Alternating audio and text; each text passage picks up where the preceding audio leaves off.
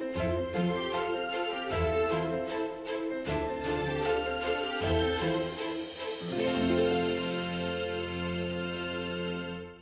my name is Walusiku Stuart Lisulo. I'm also known as Tiku, which is a nickname short for Walusiku. I was born in Lusaka, which is the capital city of Zambia. Part of my childhood was spent in Northmead, which is an urban area in Lusaka. My mom was a secretary. She worked for the Bank of Zambia. Life in Lusaka is generally tough. The economy is hard. But being born into the family that I've been born into, I was very fortunate to have parents who were well educated and had decent jobs.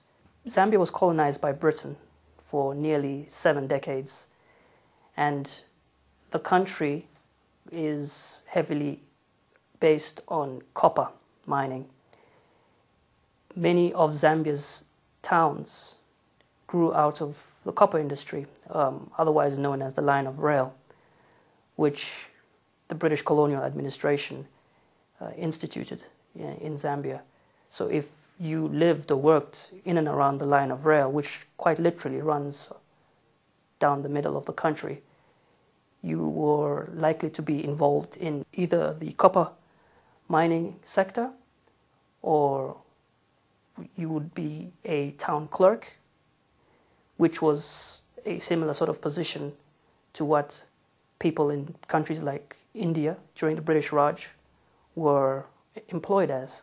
It was all a system to ensure that the colonial administration was successful.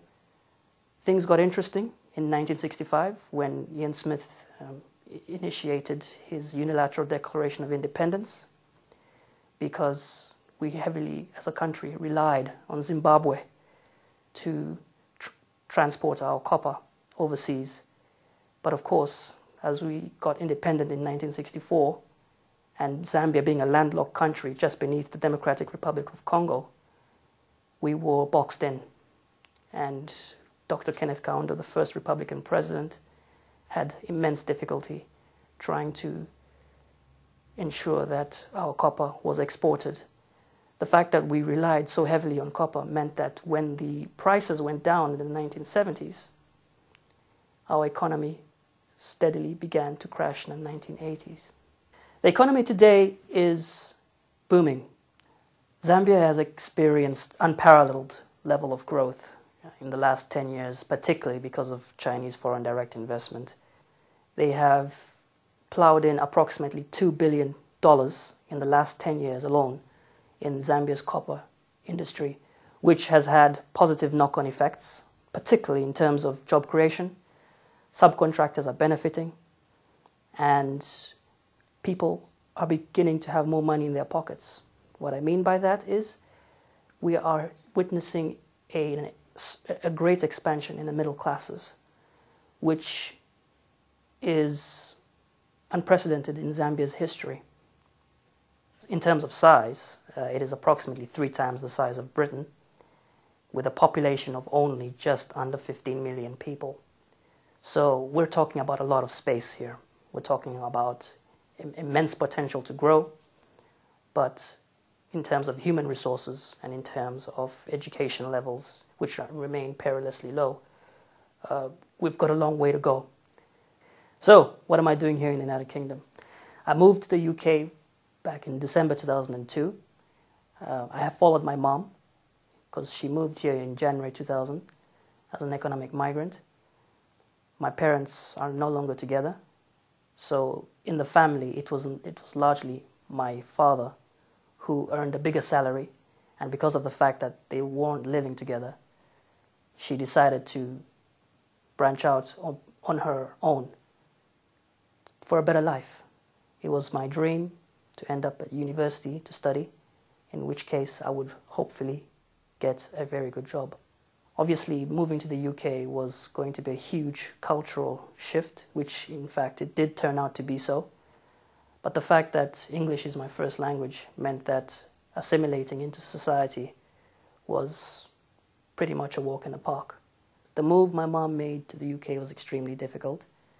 It meant her having to leave her job at the Bank of Zambia I came here on a student visa. My dad helped pay for the visa fee. The cost was at least then the equivalent of about £250, which is beyond the reach of most Zambians, because the national minimum wage is equivalent to about £40 a month. People's income, it is relatively minuscule, and this is why, as a main motivating factor for most Zambians, higher education rather, is an incentive to migrate. It's all essentially based on economic reasons. When I got here to the UK, all I can remember was the weather. It was bitterly cold. I remember Heathrow Airport as being very elaborate and very sophisticated as compared to Kenneth Kaunda International Airport, which is Lusaka's main airport.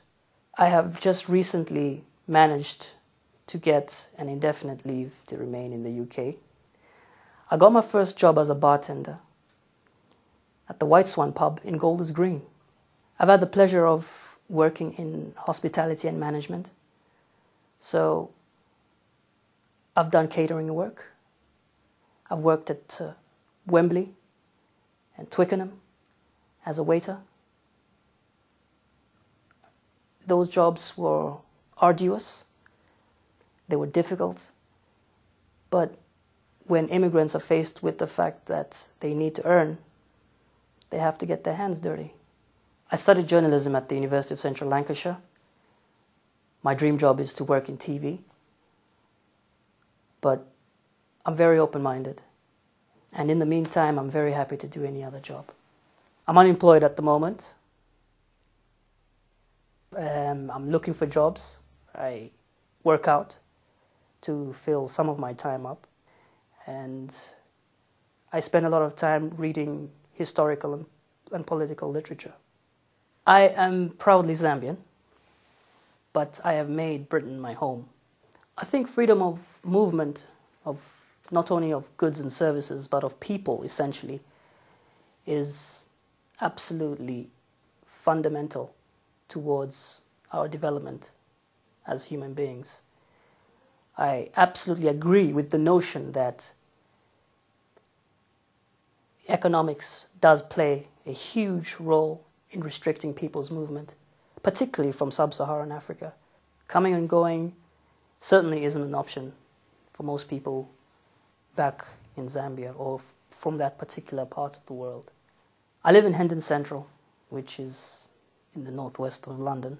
It's a quiet town, very residential, not too posh, not too shabby, somewhere in between. I live currently with my mom, so she helps me out. I've grown accustomed to fish and chips. I'm a huge footy fan. I follow Manchester United. We only just beat Liverpool 2-1. Absolutely ecstatic about that, still am. And I read a lot of newspapers because that's what journalists do. They tend to read newspapers to educate themselves and to find out what's going on. But that's another story for another day.